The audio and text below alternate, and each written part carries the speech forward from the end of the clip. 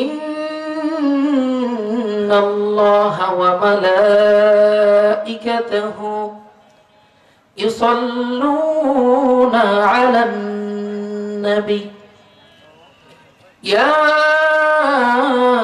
আইয়ুহাল্লাযীনা আমানু সাল্লু আলাইহি ওয়া সাল্লিমু তাসলিমা। সবাই আমার সঙ্গে দরুদ ইব্রাহিম পড়েন। আল্লাহুম্মা সাল্লি আলা মুহাম্মাদিন ওয়া আলা আলি মুহাম্মাদ কামা সাল্লাইতা আলা ইব্রাহিম ওয়া আলা আলি ইব্রাহিম ইন্নাকা হামিদুম মাজিদ। اللهم بارك على محمد وعلى آل محمد كما باركت على إبراهيم وعلى آل إبراهيم إنك حميد مجيد। আমি কোরআনের সুর মাঝে শুনেছি জানা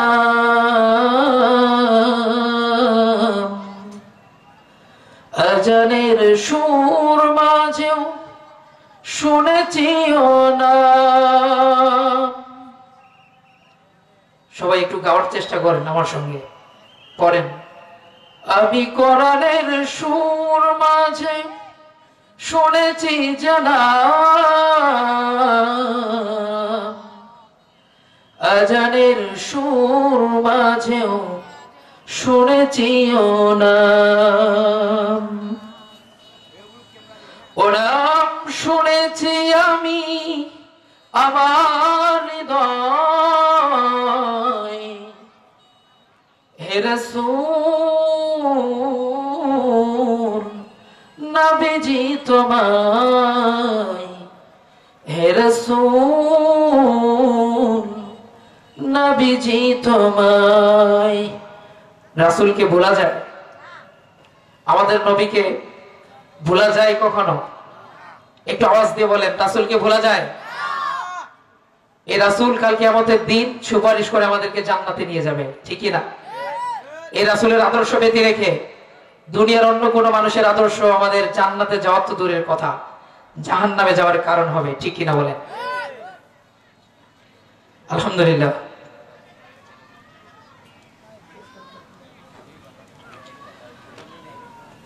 কাজলদিঘি মুন্সিপাড়া নুরানি হাফেজিয়া মাদ্রাসার আজকের এই বিশাল তাফসিরুল কোরআন মাহফিলের সম্মানিত সভাপতি, মঞ্চে যারা আছেন সবাইকে, সামনে যারা আছেন তারা মিলে মাইকের আওয়াজ যতদূর পর্যন্ত যাদের কানে যাচ্ছে সবার প্রতি আমার হৃদয় নিংড়ানো সালাম জানাই। বলছি আসসালামু আলাইকুম ওয়া রাহমাতুল্লাহ। সালামের আওয়াজ নাই, জোরে নিতে হবে। আসসালামু আলাইকুম ওয়া রাহমাতুল্লাহ। শুকরিয়া আদায় করি সেই মহান রব্বুল আলামিনের দরবারে যে আল্লাহ তাআলা আমাদেরকে একটি ভালো প্রোগ্রামে, একটি দ্বীনের প্রোগ্রামে, একটি কোরআনের বাগানের বসার তৌফিক দান করলেন। এজন্য আমরা খুশি নাকি বেজার? আওয়াজ দিয়ে বলতে হবে, খুশি নাকি বেজার? যে আল্লাহ আমাদেরকে আসার জন্য তৌফিক দান করলেন, সে আল্লাহর জন্য খুশি নাকি বেজার? তো যদি খুশি হয়ে থাকি আসেন সবাই মিলে, যে আল্লাহ আমাদেরকে সুস্থ শরীরে আজকে এখানে নিয়ে আসলেন, সে আল্লাহর জন্য হৃদয়ের সবটুকু ভালোবাসা, আবেগ, অনুভূতি উজাড় করে দিয়ে পড়ছি আলহামদুলিল্লাহ। আর জোরে বলেন আলহামদুলিল্লাহ। শুকরিয়া আদায় করলে খুশি হন কে? আমরা আল্লাহকে খুশি করতে চাই কি চাই না? আল্লাহকে খুশি করার দরকার আছে কিনা? আল্লাহকে খুশি করলে আল্লাহ যদি আমাদের উপরে খুশি হয় জান্নাত দিবে নাকি জাহান্নাম? আমরা সবাই জান্নাতে যেতে চাই কিনা? তো সবাই আমার সঙ্গে উচ্চ আওয়াজে ঠোঁটের সঙ্গে ঠোঁট মিলিয়ে পড়েন, ইয়া রব্বি লাকাল হামদু কামা ইয়ানবাগি লিজালালি ওয়াজহিক ওয়া আযীমি সুলতানিক লাকাল হামদু বিল ঈমান, লাকাল হামদু বিল ইসলাম, লাকাল হামদু বিল কুরআন। আলহামদুলিল্লাহ। দরুদ সালাম পাঠ করে সে বিশ্ব নবী, মানবতার দূত, মুক্তির দিশারি, সেই নবীর শানে সংক্ষিপ্ত হয়ে পড়ছি সাল্লাল্লাহু আলাইহি ওয়াসাল্লাম। আজকের এই আলোচনার শুরুতে আমি আপনাদেরকে বলতে চাই, আজকের এই আয়োজনে অনেক বড় করে ব্যানারে লেখা আছে তাফসিরুল কোরআন মাহফিল, ঠিক কি না? জোরে বলেন ঠিক কি না? আমরা দেখেছি এর আগে যদি এরকম প্রোগ্রাম হইতো, কোন কোন প্রোগ্রামে লিখে দেওয়া হয়তো ওয়াজ মাহফিল, ঠিক কি না? আবার কোন কোন ব্যানারে আমরা দেখতাম ওরস মাহফিল, দোয়ার মাহফিল। কিন্তু এখন ইদানিং ওরস মাহফিল, দোয়ার মাহফিল, ওয়াজ মাহফিল এখন আর ব্যানারে দেখা যায় না, ঠিক কি না? এখন আমরা লক্ষ্য করি তাফসিরুল কোরআন মাহফিল, ঠিক কি না? এই আলোচনার শুরুতে আমি আপনাদেরকে বলতে চাই, এই তাফসিরুল কোরআনের মাহফিল, এই তাফসির কোরআন মাহফিলের বাংলাদেশে যিনি জন্ম দিয়েছেন তিনি হচ্ছেন আল্লামা দেলোয়ার হোসেন সাইদী, ঠিক কি না বলেন? এর আগে যত বক্তা ছিল, যত ইসলামী স্কলার ছিল, যত ভালো মানের আলেম ছিল, সবার নলেজ আল্লামা সাইদীর থেকে বেশি থাকতে পারে, কিন্তু এরকম সাহস তাফসির করার মতো, তিনার মতো ধারাবাহিকতার সাহস, কোরআনের আয়াত স্টেপ টু স্টেপ এরকম বলার মতো আসপর্দা কেউ দেখায় নাই, ঠিক কিনা বলেন? এমন একজন মানুষ ছিলেন আল্লামা সাইদী সাহেব। আপনারা বলবেন যে হুজুর আলোচনার শুরুতেই সাইদীর নাম নিয়ে আসলেন কেন? ঠিক না? সাইদী সাহেব হুজুরের নাম বললে অনেকে রাগ হয়ে যায়, যে আলোচনা করতে না করতে শুরুতেই সাইদী হুজুরের কথা নিয়ে আসলেন। আসলে দেখেন, আল্লাহ তাআলা, আল্লাহ রাসূলের হাদিস, মাল্লাম ইয়াশকুরিল্লাহ, আল্লাহ বলেন ওয়ালাম ইয়াশকুরিন নাস, যে মানুষের শুকরিয়া আদায় করতে জানে না, মাল্লাম ইয়াশকুরিল্লাহ, ওই মানুষটা আমি আল্লাহর শুকরিয়া আদায় করতে জানে না। এজন্য কোরআনের পাখির কথা বের করলাম। আমরা তিনার এই কৃতজ্ঞতা কখনোই বলতে পারবো না, ঠিক কিনা বলেন? তিনার এই অপূর্ণতা, আমরা কোনোদিন এই অপূর্ণতাকে পূর্ণতায় রূপ দিতে পারবো না, ঠিক কিনা? তিনি এমন একজন তাফসীরকারক ছিলেন, এমন একজন আলোচক ছিলেন, যিনার আলোচনা শোনার জন্য বাংলাদেশের সর্বস্তরের মানুষ, শুধু এই বাংলাদেশের মানুষ না, পৃথিবীর সর্বস্তরের মানুষ চাতক পাখির ন্যায় তাকিয়ে থাকতে, বলেন ঠিক কিনা? এমন একজন মানুষ তিনি ছিলেন, তিনার হাতে হাত রেখে অসংখ্য মানুষ ইসলামের ছায়াতলে এসেছিল, ঠিক কিনা বলেন? আজকের এই আলোচনার শুরুতেই মনে পড়ে গেল তাফসির কোরআন মাহফিলের কথা বলতে গিয়ে, এই কোরআনের পাখি যিনি বাংলাদেশের জন্য ছিলেন এক বিশাল নক্ষত্র, বলেন ঠিক কিনা?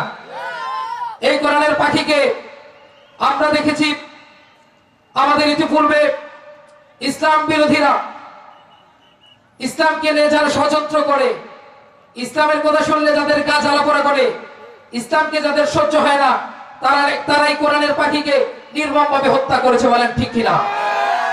এই প্রোগ্রামের শুরুতেই বলতে চাই, আমাদের এই রত্নকে যারা খুন করেছে, আমাদের এই কোরআনের পাখিকে যারা আমাদের বুক থেকে ছিনিয়ে নিয়েছে, এই বাংলাদেশ থেকে পালিয়ে যদি তারা ইন্দুরের গর্তের মধ্যেও ঢুকে, এই গর্ত থেকে বের করে তাদেরকে ফাঁসির কাস্তে ঝুলানো হবে, বলেন ঠিক কিনা? আপনারা চান কিনা? বলেন, আমার সঙ্গে একটু বলেন, আল্লাহর কাছে বিচার দিব। আপনারা বলেন আল্লাহ, সবাই, কেউ বাকি থাকবে না, বলেন আল্লাহ। এই কোরআনের পাখিকে, এরকম একজন নক্ষত্রকে, যে নরপিশাচরা দুনিয়া থেকে নির্মমভাবে বিদায় দিয়েছে, হে আল্লাহ, আজকের এই কাজলদিঘি মুন্সিপাড়ার এই বিশাল তাফসীর মাহফিল থেকে আমরা সবাই আপনার কাছে বিচার চাই। সেই খুনিদের যেন অপমান, লাঞ্ছনা, বাঞ্ছনা নির্মমভাবে তাদের জন্য এই দুনিয়া থেকে বিদায় হয়, বলেন আমিন। সম্মানিত উপস্থিতি, আর কথা নয়, একটু মনোযোগ দেন। আমি যে আয়াত আপনাদের সামনে তেলাওয়াত করেছি সূরাতুল বাকারার 177 নম্বর আয়াত। কোন সূরা বলছি? একটু আওয়াজ দেন। কোন সূরা বলছি? সূরাতুল বাকারা 177 নম্বর আয়াত। আজকের যতটুকু সময় আমাকে দিয়েছেন, এতটুকু সময় যতটুকু বলতে পারি, এই আলোচনাটা এখান থেকে মুখস্থ করে যেতে হবে। পারবেন ইনশাআল্লাহ? আজ পর্যন্ত কত মাহফিলে আমরা যাই, কত খতিবের বয়ান আমরা শুনি। এই বয়ানগুলো যদি আমরা নোট করতাম, নোট করে যদি লিখে একটা খাতার মধ্যে রাখতাম, একটা বিশাল লাইব্রেরি আমাদের হয়ে যাইতো। বলেন ঠিক কিনা? এই কথা আমি সব জায়গায় বলি, কিন্তু আমরা কপাল পরা মুসলমান, একটা কথাও আজ পর্যন্ত আমরা আমলে নিতে পারি নাই। এটাই হচ্ছে আমাদের দুর্ভাগ্য। তো আসেন, আজকের এই আলোচনাটুকু এখান থেকে মুখস্থ করে যাবেন ইনশাআল্লাহ। সূরাতুল বাকারার 177 নম্বর আয়াত আপনাদের সামনে তেলাওয়াত করেছি। এই সূরাতুল বাকারা পবিত্র কোরআনের প্রথম দিকেই এই সূরা বাকারা, ঠিক না? প্রথম নম্বর সূরা, সূরা ফাতিহার পরে এই সূরা বাকারার অবস্থান। এই সূরা বাকারা এমন একটা সূরা, সূরা বাকারার অর্থ জানেন? সূরা বাকারা মানে কি? সূরা বাকারার অর্থ কি? বাকারা মানে আল্লাহ বলছেন, বান্দা শোনো, এমন একটা কোরআন আমি তোমাকে দিলাম, যে কোরআনের প্রথম সূরাটার নাম হচ্ছে গরু। কি? গরু। তোমরা যদি এই গরু হয়ে ওই কোরআনের মধ্যে ঢুকো, এই কোরআনে যতগুলো সূরা আমি আল্লাহ দিয়েছি, সব সূরাগুলো যদি তোমরা পড়ো, রিয়েলাইজ করো, উপলব্ধি করো, বোঝার চেষ্টা করো, তাহলে এই গরু হয়ে তোমরা কোরআনে ঢুকবা। সব রিসার্চ করে যখন তোমরা এই কোরআন থেকে বের হবা, এই গরু হয়ে আর আমি তোমাদেরকে রাখবো না, মানুষের মতো মানুষ বানিয়ে, নাস বানিয়ে তোমাদেরকে এই কোরআন থেকে বের করব। সুবহানাল্লাহ বলেন। সর্বশেষ সূরার নাম কি? সূরাতুন নাস। ঢুকলাম গরু দিয়ে, পুরো কোরআন পড়লাম, বের হলাম কি হয়ে? তো আমরা মানুষ হতে চাই কিনা? মানুষ হতে চাই নাকি অমানুষ হতে চাই? এই সূরা বাকারার একটা ফজিলত আপনাদেরকে বলি, মনে রাখবেন। বিশ্বনবী বলেন, সহিহ মুসলিমের হাদিস, লা তাজআলু বুয়ুতাকুম আকামির। বিশ্বনবী বলেন, তোমরা তোমাদের ঘরগুলোকে কবর বানিয়ে রেখো না। কি বলছেন? বিশ্বনবী বললেন, তোমরা তোমাদের ঘরগুলোকে কবর বানিয়ে রেখো না। ফাইন্নাশ শাইতানা ইয়ানফিরু মিনাল বাইতিল্লাযী তুকরাহু সূরাতুল বাকারা। সুবহানাল্লাহ বলেন। নবী বলেন, তোমরা যদি তোমাদের ঘরগুলোকে কবর বানিয়ে রাখতে না চাও, ওই কবরে কি আলো থাকে নাকি অন্ধকার? বলেন তো। এখানে কবরের শব্দ আল্লাহ রাসূল ব্যবহার করছেন, তার মানে অন্ধকার আমাদের ঘরগুলোকে বানিয়ে রাখা যাবে। আমাদের ঘরগুলোকে কোরআনের আলোয় আলোকিত করতে হবে, ঠিক কিনা বলেন? বিশ্বনবী বললেন, তোমাদের ঘরটাকে যদি তোমরা আলোকিত করতে চাও, তাহলে ফাইন্নাশ শাইতানা ইয়ানফিরু মিনাল বাইতিল্লাযী তুকরাহু সূরাতুল বাকারা। তোমাদের ঘরের মধ্যে তোমরা সূরা বাকারার তেলাওয়াত বাড়িয়ে দাও। সুবহানাল্লাহ বলেন। এই সূরা বাকারা আমরা তেলাওয়াত করতে চাই কিনা? আবার বিশ্বনবী আরেক হাদিসে বলেন, ইকরাহু সূরাতুল বাকারা, তোমরা বেশি বেশি সূরাতুল বাকারা পড়ো। শুনতেছেন আলোচনা? মনোযোগ দেন, শুনেন, ফায়দা হবে ইনশাআল্লাহ। বিশ্বনবী বললেন, তোমরা বেশি বেশি সূরাতুল বাকারা পড়ো। ফাইন্না আখযাহু বাকারা, যে ঘরে বেশি বেশি সূরাতুল বাকারা পড়া হয়, ওই ঘর থেকে জিন শয়তান দূর হয়ে যায়। যেই ঘরে সূরাতুল বাকারা পড়া হয়, বিশ্বনবী বলছেন, ওই ঘরে যদি কোনো জাদু টোনা, ব্ল্যাক ম্যাজিক করে, ওই জাদু টোনা, ব্ল্যাক ম্যাজিক কোনো কাজে আসে না। তাহলে আমরা আমাদের ঘরটাকে নিরাপদ করতে চাই কিনা? চাই কিনা? আবার অনেক হাদিসের মধ্যে বিশ্বনবী বললেন, তোমরা যদি কোনো ঘর উদ্বোধন করো, তাহলে এই সূরা বাকারার পরে ঘর উদ্বোধন করা শুরু করো। যদি দোকান উদ্বোধন করতে চাও এই সূরাতুল বাকারা দিয়ে দোকান উদ্বোধন করো। কিন্তু আমরা করি, এই আমলটা আমাদের মধ্যে আছে, একটা আমল শিখে যান। আজকে থেকে যদি আমাদের কোনো ঘর, কোনো দোকান, যদি কোনো হুজুরকে নিয়ে এসে আপনারা উদ্বোধন করতে চান, সূরা বাকারাটা পড়ে নেবেন, যাবে ইনশাআল্লাহ। তাহলে ওই ঘরের মধ্যে রহমত, বরকত, আল্লাহর প্রোটেকশন দিয়ে আল্লাহ তাআলা এই ঘরটাকে হেফাজত করবে। তাহলে আপনাদের সামনে সূরাতুল বাকারার কত নম্বর আয়াত তেলাওয়াত করছি বলেন? 177 নম্বর আয়াতে আল্লাহ তাআলা কি বলছেন, মনোযোগ দেন। আল্লাহ তাআলা বললেন, লাইসাল বিররা আন তুওয়াল্লু বুজুহাকুম কিবলাল মাশরিকি ওয়াল মাগরিব। আল্লাহ বলেন, ও দুনিয়ার মানুষ, তোমরা যে নামাজ পড়ো পশ্চিম দিকে মুখ করে, আমরা কোন দিকে মুখ ফিরে নামাজ পড়ি? সবাই কথা বলেন, কোন দিকে মুখ ফিরিয়ে? আল্লাহ রাসূল, আল্লাহ তাআলা বললেন, তোমরা যে পশ্চিম দিকে মুখ ফিরে নামাজ পড়ো, এই পশ্চিম দিকের মধ্যে কোনো সফলতা নাই। আল্লাহ তাআলা বলেন, তোমরা যদি উত্তর দিকে, দক্ষিণ দিকে মুখ ফিরিয়ে নামাজ পড়ো, এই উত্তর, দক্ষিণ, পূর্ব, পশ্চিমের মধ্যে কোনো সফলতা নাই। সফলতা আছে কোথায়? আল্লাহ তাআলা এর পরের অংশে বলছেন, একটু বোঝাই আপনাদেরকে। আমাদের কিবলা ছিল আগে বাইতুল মুকাদ্দাস, জানেন? এখন আমরা মুখ ফিরে নামাজ পড়ি কাবার দিকে মুখ ফিরিয়ে। কিন্তু বিশ্বনবী ফার্স্ট টাইম বাইতুল মুকাদ্দাসের দিকে মুখ ফিরিয়ে নামাজ পড়তো। কিন্তু আল্লাহ রাসূল চাইতো না। আল্লাহ রাসূল চাইতো কাবার দিকে যদি আল্লাহ মুখ ফিরিয়ে বিশ্বনবীকে নামাজ পড়ার হুকুম দিতেন, তাহলে মনে হয় বিশ্বনবী খুশি হয়ে যাইতেন। এরকম একটা আশা, আকাঙ্ক্ষা, অনুপ্রেরণা বিশ্বনবীর অন্তরের মধ্যে ছিল।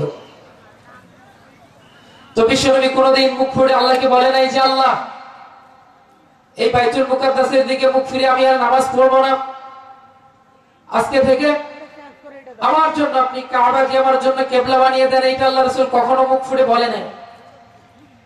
কিন্তু আল্লাহ রাসূল কি বলতে চান, আল্লাহ রাসূলের মনের খবর আল্লাহ জানে কিনা? জানে কিনা? শুধু আল্লাহ রাসূলের মনের খবরই কি আল্লাহ জানেন? আমাদের মনের খবর জানেন না? সবার মনের খবর আল্লাহ জানেন। তো আল্লাহ রাসূল যখন মনে মনে চাইতেন, আল্লাহ, বাইতুল মুকাদ্দাস না কাবাকে আপনি আমার জন্য কিবলা বানিয়ে দেন, এক সময় আল্লাহ বিশ্বনবীর এই চাওয়াটাকে পূরণ করে নিলেন। আল্লাহ বললেন, নবী, আজ থেকে আর বাইতুল মুকাদ্দাস না, to the direction of Kaaba. আজকে থেকে নবী আর বাইতুল মুকাদ্দাসের দিকে না, আজকে থেকে আপনি কাবার দিকে মুখ ফিরে নামাজ পড়েন। বলেন সুবহানাল্লাহ। বিশ্বনবীর ভালোবাসা ছিল মাতৃভূমির প্রতি। বিশ্বনবীর জন্ম হয়েছিল মক্কায়, এই মক্কায় কাবা অবস্থিত।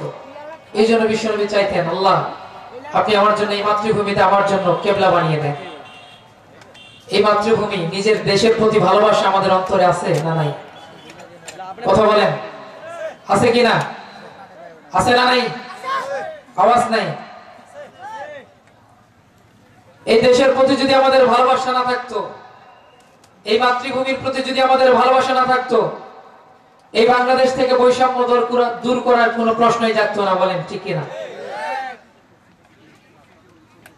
এই বাংলাদেশের প্রতি যদি আমাদের ভালোবাসা না থাকতো, এই বাংলাদেশকে অন্যায়, অত্যাচারী, রাহাজানি, জুলুমবাজদের কাছ থেকে এই দেশকে আমরা দখল করে নিতাম না। বলেন ঠিক কিনা?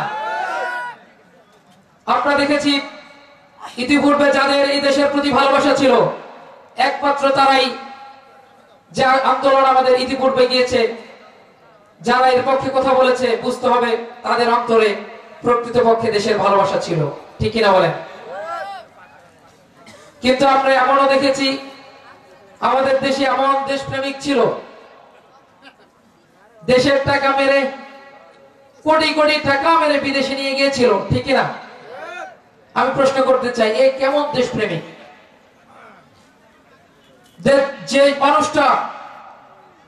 যে মানুষগুলো এই দেশের ছোট্ট ছোট্ট সন্তানগুলোকে নির্বিচারে খুন করে, ওর অন্তরে দেশের ভালোবাসা থাকতে পারে না, ঠিক না বলেন? তাহলে এই দেশের ভালোবাসা আমাদের অন্তরে আছে না নাই? মক্কা শরীফের মধ্যে, পুরো পৃথিবীর মধ্যে সব থেকে সম্মানের জায়গা কোনটা? সব থেকে মর্যাদাপূর্ণ জায়গা কোনটা বলেন তো? সব থেকে গুরুত্বপূর্ণ, আল্লাহর কাছে সব থেকে সম্মানী শহর হচ্ছে মক্কা শহর। সুবহানাল্লাহ বলেন। আল্লাহ তাআলা বলেন, আমি আল্লাহ সুন্নাতুল্লাহি ফিত তাফদীল, আমি আল্লাহর কিছু অভ্যাস আছে, একটু মনোযোগ দেন। আল্লাহ তাআলা বলেন সুন্নাতুল্লাহি ফিত তাফদীল, আমি আল্লাহর কিছু বৈশিষ্ট্য আছে, কিছু অভ্যাস আছে। এই অভ্যাসগুলো কি? আপনাদের কারো কারো নির্দিষ্ট কোন অভ্যাস আছে কিনা? অনেক মানুষ আছে দুইটা হাত থাকার পরেও বাম হাত দিয়ে খাবার খায়, আছে না নেই? আছে কিনা? এইটা ছোটবেলা থেকে খাইতে খাইতে অভ্যাস হয়ে যায়। হ্যাঁ, আবার এরকম অনেক অভ্যাস আমাদের অন্তরে আছে, প্র্যাকটিক্যালি অনেক অভ্যাস আমাদের আছে। আল্লাহ বলেন দুনিয়ার মানুষদের এই যে অভ্যাস আছে এমনটা না, আমি আল্লাহর কয়েকটা অভ্যাস আছে। অভ্যাস আল্লাহ বলছেন আমি আল্লাহর তিনটা অভ্যাস। কয়টা অভ্যাস শুনবেন? প্রথম নাম্বার আল্লাহ বললেন, আমার প্রথম নাম্বার অভ্যাস হচ্ছে ফাদলা জামানান আলা জামান, আমি রব্বুল আলামিন সময়ের উপর সময়কে বেশি প্রাধান্য দিয়ে থাকি। সুবহানাল্লাহ বলেন। বুঝেন নাই মনে হয়? একটু মনোযোগ দেন। এক বছরে কয় মাস? কথা বলেন। এক বছরে কয় মাস? আল্লাহর কাছে কি 12টা মাসই সমান? সব থেকে গুরুত্বপূর্ণ আল্লাহর কাছে মর্যাদার মাস হইল রমজান মাস, ঠিক কিনা? আবার এই এক মাসের মধ্যে কয় দিন? এক মাসের মধ্যে 30 দিন। এই 30 দিনে কি আল্লাহর কাছে সমান? এই 30 দিনের মধ্যে সর্বশ্রেষ্ঠ দিন হচ্ছে শুক্রবার। আল্লাহ বলেন এই 30 দিনের মধ্যে 7 দিনে এক সপ্তাহ, এই এক সপ্তাহের মধ্যে একটা দিনকে আমি আল্লাহ বেশি প্রাধান্য দিয়েছি। সুবহানাল্লাহ বলেন। এরকম ভাবে পুরো বছরের মধ্যে 365 দিনের মধ্যে আল্লাহ বলেন 365 দিনের মধ্যে সব দিনগুলোকে আমি সমানভাবে রাখি নাই। সব দিনের মধ্যে একটা দিনকে আমি বেশি প্রাধান্য দিয়েছি, সেই দিনটার নাম কি? আরাফার দিন। সুবহানাল্লাহ বলেন। আবার আল্লাহ বলেন 365 দিনের মধ্যে যতগুলো রাত আসে, এই সব রাতকে আমি সমানভাবে ধরি নাই। এই সব রাতের মধ্যে একটা রাতকে আমি বেশি প্রাধান্য দিয়েছি, সেই রাতটার নাম কি বলেন? জোরে বলেন। সেই রাতটার নাম কি? লাইলাতুল কদর। তাহলে দেখেন আল্লাহ বলেন ফাদলা জামানান আলা জামান, আমি আল্লাহ সময়ের উপর সময়কে প্রাধান্য দেই। তাহলে এটা ক্লিয়ার হইছে না আপনারা সবাই? এরপরে 2 নম্বর আল্লাহ বলেন ওয়া ফাদলা ইনসানান আলা ইনসান। একটু লক্ষ্য করেন, দুনিয়া শুরু থেকে নিয়ে বাবা আদম থেকে নিয়ে শুরু করে আজ পর্যন্ত দুনিয়াতে কত মানুষ এসেছে আমরা জানি। অসংখ্য মানুষ দুনিয়াতে এসেছিল, এখনো পুরো পৃথিবীতে অসংখ্য মানুষ আছে। কিন্তু বাবা আদমের যুগ থেকে নিয়ে আজ পর্যন্ত যত মানুষ পৃথিবীতে এসেছে সবার মর্যাদা কি আল্লাহর কাছে সমান? একটু বোঝার চেষ্টা করেন। সব মর্যাদা কি আল্লাহর কাছে সমান? সব মর্যাদা আল্লাহর কাছে সমান না। আল্লাহ বলেন দুনিয়াতে যত মানুষ আমি পাঠিয়েছি তার মধ্যে সর্বশ্রেষ্ঠ সব থেকে দামি মানুষ হিসাবে আমি পাঠিয়েছি আমাদের নবী, পেয়ারা নবী, বিশ্ব নবী জনাবে মুহাম্মাদুর রাসূলুল্লাহ। সবাই বলেন সাল্লাল্লাহু আলাইহি ওয়াসাল্লাম। তাহলে প্রথমে আল্লাহ তাআলা বললেন ফাদলা জামানান আলা জামান, সময়ের মধ্যে একটা একটা করে সময় আমি বেশি প্রাধান্য দিয়েছি। এরপরে আল্লাহ বলেন ফাদ্দালা ইনসানান আলা ইনসান, একটা মানুষের থেকে আরেকটা মানুষকে আমি প্রাধান্য দিয়েছি, বৈশিষ্ট্যমণ্ডিত করেছি।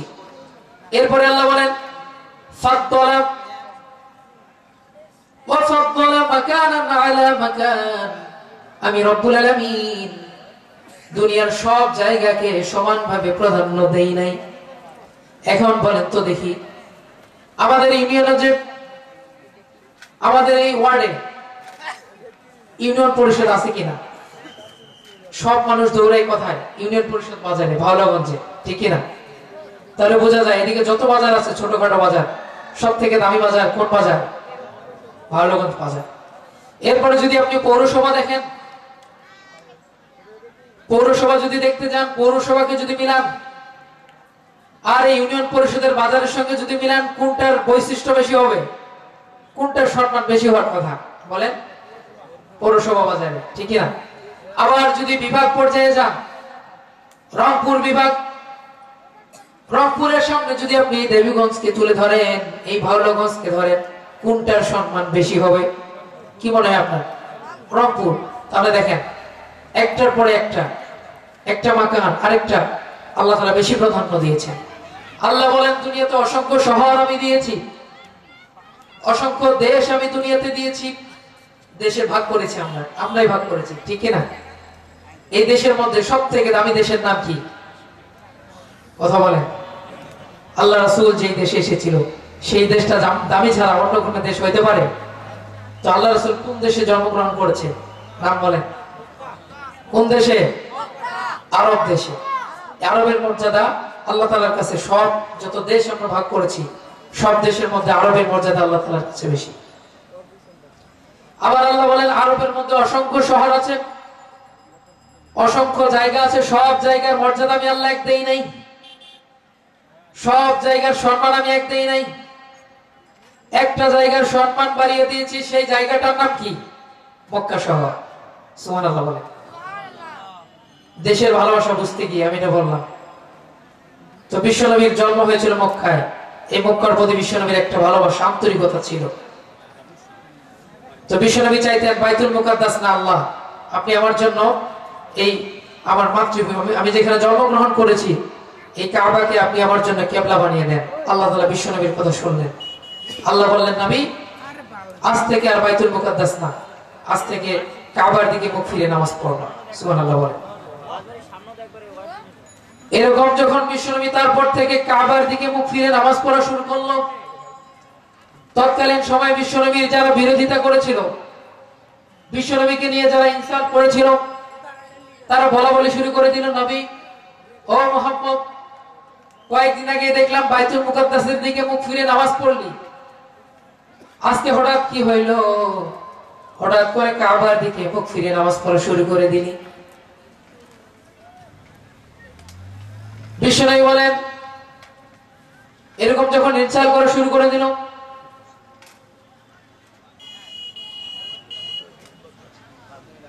যে এরকম যখন ইনসাল করা শুরু করে দিল, আল্লাহ তাআলা জানিয়ে দিলেন সেই সমস্ত মানুষদেরকে, যে আয়াত আমি আপনাদের সামনে তেলাওয়াত করেছি। আল্লাহ তাআলা বললেন লাইসাল বিররা আন তুওয়াল্লু বুজুহাকুম কিবলাল মাশরিকি ওয়াল মাগরিব। রাসূল আপনি তাদেরকে বলে দেন শুধু পূর্ব আর পশ্চিম দিকে মুখ ফিরালে ইমানদার হওয়া যায় না। শুধু পূর্ব পশ্চিম উত্তর দিকে মুখ ফিরিয়ে নামাজের মধ্যেই কোনো সফলতা নাই। সফলতা আছে আমি আল্লাহর কথা মানার মধ্যে, ঠিক না? আমরা কি পূর্ব দিকের উপর ঈমান আনছি নাকি আল্লাহর উপরে? কথা বলেন। আমরা কি পশ্চিম দিকে কাবার উপর ঈমান আনছি নাকি আল্লাহর উপরে? আজকে থেকে যদি আল্লাহ ঘোষণা দেয়, ও বাংলাদেশের মুসলমান, আজকে থেকে পশ্চিম দিকে না, আজকে থেকে কাবার দিকে বা আজকে থেকে পূর্ব দিকে মুখ ফিরে নামাজ পড়তে হবে, এই মুসলমান একমাত্র আল্লাহর উপর বিশ্বাস রেখে সবাই এই কিবলাকে পরিবর্তন করে দিতে পারে, ঠিক কিনা বলেন? তাহলে আল্লাহ তাআলা বললেন লাইসাল বিররা আন তুওয়াল্লু বুজুহাকুম কিবলাল মাশরিকি ওয়াল মাগরিব। রাসূল আপনি তাদেরকে বলে দেন শুধু পূর্ব পশ্চিম দিকে মুখ ফেরানোর মধ্যে সফলতা নাই। পূর্ব পশ্চিম দিকে মুখ ফেরালে ইমানদার হওয়া যায় না। ইমানদার হইতে হলে প্রথম নাম্বার লাগে মান আমানা বিল্লাহ। আল্লাহু আকবার বলে। ইমানদার হতে গেলে কি লাগে? ইমানদার হতে গেলে কি লাগে? প্রথম নাম্বার বললেন আল্লাহ, মান আমানা বিল্লাহ। যদি ইমানদার হতে চাও পূর্ব পশ্চিম বাদ আমি আল্লাহর দিকে ঈমান আনতে হবে, ঠিক কি না? আল্লাহর উপরে আমরা ঈমান আনতে পেরেছি, পারছি কিনা একটু লক্ষ্য করেন। মান আমানা বিল্লাহ মানে, মান আমানা বিল্লাহ মানে এই দুনিয়াতে যত মত আছে, যত আদর্শ আছে, যত মতাদর্শ আছে, যত মানব রচিত আইন আছে, এই সব মানব রচিত আইনকে লঙ্ঘন করে এই সব আদর্শ মতাদর্শকে যতক্ষণ পর্যন্ত আপনি লাথি মেরে দিয়ে আল্লাহর কাছে নিজের মাথাকে নত করে দিতে না পারবেন, ততক্ষণ পর্যন্ত আপনি মান আমানা বিল্লাহর গ্রুপে ঢুকতে পারবেন না। বুঝতে পারছেন?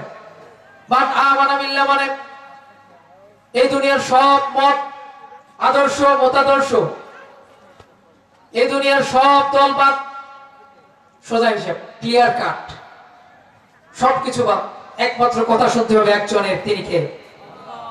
আল্লাহর উপরে আমরা ঈমান আনতে চাই কিনা? আল্লাহর উপরে ঈমান আনার দরকার আছে না নাই? আল্লাহর উপরে ঈমান আনলে লস নাকি লাভ? জোরে বলেন, লস নাকি লাভ? বিশ্বনবীর জামানায় একজন সাহাবী আব্দুল্লাহ, একজন সাহাবী বিশ্বনবীর মুখনিসৃত বয়ান শুনতেন, কোরআনের তেলাওয়াত শুনতেন, হাদিসের কথা শুনতেন, বিশ্বনবীর কথা শুনতেন। এরকম একদিন দুই দিন শোনার পরে তিনার অন্তরের মধ্যে বিশ্বনবীর প্রতি একটা ভালোবাসার সৃষ্টি হয়ে গিয়েছে। বিশ্বনবীর প্রতি ভালোবাসা, বিশ্বনবী যে আল্লাহর কথা দাওয়াত দিয়েছিল, এই আল্লাহর উপরে বিশ্বাস স্থাপন করা শুরু করে দিয়েছে। এক পর্যায়ে এই সাহাবী আব্দুল্লাহ বিশ্বনবীকে বললেন, নবী আর দেরি নয়, আপনি আমাকে কালিমা পড়ে মুসলমান বানিয়ে দেন। সুবহানাল্লাহ বলেন। এরকম বিশ্বনবীর কথা শুনতে শুনতে যখন হৃদয়টা অনুপ্রাণিত হয়েছে, অনুভূতিটা ফিলিংসটা আল্লাহর জন্য হয়েছে, তখন বললেন, নবী আর দেরি নয়, আমাকে কালিমা পড়ে মুসলমান বানিয়ে দেন। বিশ্বনবী বললেন, আব্দুল্লাহ আসো।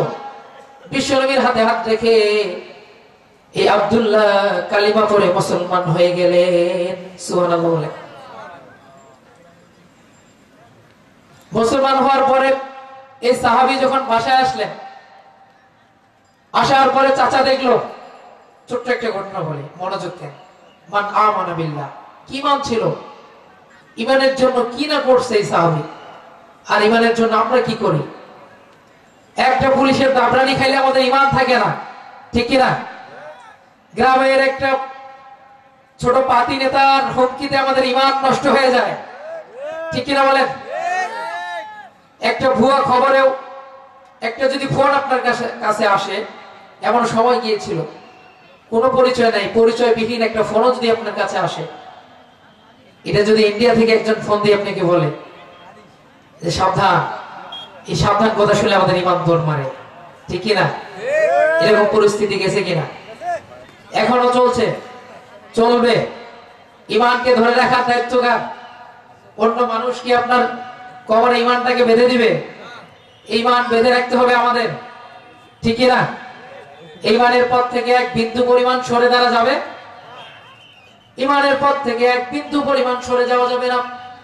ওই সাহাবী যখন বিশ্বনবীর হাতে হাত থেকে কালিমা পড়ে মুসলমান হয়ে বাসায় আসলো, আসার পরে চাচার দরবারে খবর গিয়েছেন। চাচা বলে, আব্দুল্লাহ তোর তো বাবা নাই, ছোটবেলায় তোর বাবা মারা গিয়েছে, আমি চাচা ছোটবেলা থেকে তোকে কত কষ্ট করে মানুষ করলাম, আমি নিজে রাখে আমার খাবার গুলো তোর মুখে তুলিয়ে দিলাম। ও আব্দুল্লাহ, তুই আজকে কোন মুহাম্মদের পাল্লায় পড়ে ঈমান গ্রহণ করলি? কোন আল্লাহর কথা শুনলি? তুই কোন আল্লাহর প্রতি ঈমান আনলি? কার কথা শুনে তুই এই ইসলাম গ্রহণ করলি? আব্দুল্লাহ বলেন, নবী নারায়ে তাকবীর, বিশেষ বক্তার আগমন, হযরত মাওলানা সাইদ ইকবাল হাবিব হুজুরের আগমন। কাজল দিঘি মুন্সিপাড়ার পক্ষ থেকে নারে তাকবীর, আল্লাহু আকবার। বিশেষ বক্তার আগমন, বিশেষ বক্তার আগমন, নারে তাকবীর। একটু মনোযোগ দেন, অল্প একটুর মধ্যে শেষ করছি। যখন চাচা জিজ্ঞাসা করলেন নবী, চাচা যখন ভাস্তাকে জিজ্ঞাসা করলো, ভাস্তা তুই নাকি বিশ্বনবীর হাতে হাত রেখে কালিমা পড়ে মুসলমান হয়েছিস, এটা কি সত্য নাকি? ভাস্তা বলল, চাচা এতদিন তো শুধু আপনি নিউজ শুনেছেন, এতদিন আপনি মানুষের মুখে শুনেছেন, এখন আপনি আমার মুখে শুনে রাখেন। প্রত্যেকদিন সূর্য যেমন পূর্ব দিক থেকে উঠে পশ্চিম দিকে অস্ত যায়, এটা যেমন সত্য, আমি আব্দুল্লাহ ঈমান গ্রহণ করেছি বিশ্বনবীর হাতে হাত রেখে, এর থেকেও মহা সত্য। সুবহানাল্লাহ বলে। আব্দুল্লাহর কথা শুনে বিশ্বনবী আব্দুল্লাহর কথা শুনে চাচা বললেন, ও আব্দুল্লাহ, এত কষ্ট করে তোকে ছোট থেকে বড় করলাম, তুই আমার সঙ্গে গাদ্দারি করলি, তোকে আর আমি এই বাসায় রাখবো না, তোকে আর আমি এই বাসায় রাখতে চাই না। আব্দুল্লাহ, তুই বাসা থেকে বের হয়ে যা। আব্দুল্লাহ বললেন, চাচা ইসলামকে গ্রহণ করার জন্য, এই আল্লাহর উপরে ঈমান আনার জন্য, এই সম্পত্তি এই বাড়ি থেকে যদি আমাকে বের হইতে হয়, আমি আব্দুল্লাহ এই বাড়ি ছেড়ে দিতেও রাজি আছি, ঠিক কিনা? আল্লাহর জন্য ঈমান আনতে গিয়ে আমরা আমাদের জীবনের সবটুকু বিসর্জন দিতে রাজি আছি, ঠিক কিনা? আমাদের শরীরে এক ফোঁটা রক্ত থাকা অবস্থায়ও আল্লাহর উপর বিশ্বাস থেকে এই ঈমানের পথ থেকে এক বিন্দু পরিমাণ মুসলমান সরে দাঁড়াতে পারে না। এই ঈমানের পথে আপনারা থাকতে চান কিনা? ঈমান সাথে নিয়ে আপনারা থাকতে চান কিনা? আল্লাহ তাআলা আমাদের সবাইকে তৌফিক দান করুন, বলেন আমিন। আর ছোট্ট এই ঘটনাটা একটু 2 মিনিটের মধ্যে শেষ করে দিচ্ছি। এরপরে আব্দুল্লাহ যখন বাসা থেকে বের হইলেন, চাচা ডাক দিলেন, আব্দুল্লাহ বের হওয়া যাবে না, শুনে যা। আবার আব্দুল্লাহ ফিরে দাঁড়ালেন। চাচা বললেন, আব্দুল্লাহ তুই যে শরীরে কাপড় পরেছিস, এই কাপড় আমি তোকে পরতে দিব না। ইসলাম গ্রহণ করার কারণে এই কাপড় আর তোকে রাখতে দিব না, আমার কাছে খুলে রাখ, কিচ্ছু দিব না তোকে। জামা খুলে ফেললেন। এরপরে আবার চলে আসতে শুরু করলেন। বিষ্ণু বললেন, তোকে ওই পরনের প্যান্ট আমি রাখতে দিব না। আব্দুল্লাহ আল্লাহর উপরে ভরসা রেখে শরীরের সবকিছু খুলে দিলেন। এরপরে দৌড়ে মায়ের কাছে গেলেন। মা বললেন, আব্দুল্লাহ তোর এই অবস্থা কেন? বিষ্ণু আব্দুল্লাহ বললেন, মা আমার চাচা ইসলাম গ্রহণ করার কারণে আমাকে সবকিছু থেকে বঞ্চিত করেছে। এখন মা বললেন, কি করবি?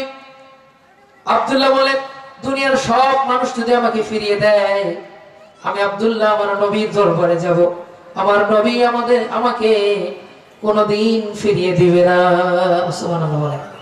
বিশ্বনবীর দরবারে গেলেন, বিশ্বনবীকে ডাকলেন। বিশ্বনবী ঘর থেকে বের হয়ে আব্দুল্লাহকে চাদর মুড়ি দিয়ে ভিতরে নিয়ে গেলেন। বিশ্বনবী আল্লাহর কাছে হাত তুলে দোয়া করলেন, আল্লাহ, যে আব্দুল্লাহ ঈমান গ্রহণ করার কারণে, ইসলামকে মানার কারণে, একমাত্র তোমার উপর বিশ্বাস, অটল বিশ্বাস রাখার কারণে যে আব্দুল্লাহ আজকে এতটা অপমানিত হল, আল্লাহ এই আব্দুল্লাহ যেন কোনোদিন এই দুনিয়াতে অপমানিত না হয়। এই আব্দুল্লাহকে আপনি সম্মানের সহিত রাখেন এবং কাল কিয়ামতের দিন জান্নাতে আমার সঙ্গে একটা ঘর বানিয়ে দেন, বলে সুবহানাল্লাহ। তাহলে আমি আপনাদেরকে শেষমেশ যে আয়াত তেলাওয়াত করেছি তার মধ্যে প্রথম নাম্বার মান আমানা বিল্লাহ। প্রথম নাম্বার মান আমানা বিল্লাহ। যদি আপনি ঈমানদার হইতে চান, প্রথম নাম্বার বৈশিষ্ট্য যেটা আপনাকে অর্জন করতে হবে, মান আমানা বিল্লাহ, আল্লাহর উপরে ঈমান আনতে হবে, আল্লাহর উপরে বিশ্বাস রাখতে হবে। পারা যাবে মুসলমান? পারা যাবে? যা আছে মোর সব নিয়ে যাও, ঈমান আমার নিও না। এটা আমরা আল্লাহর কাছে চাই কিনা?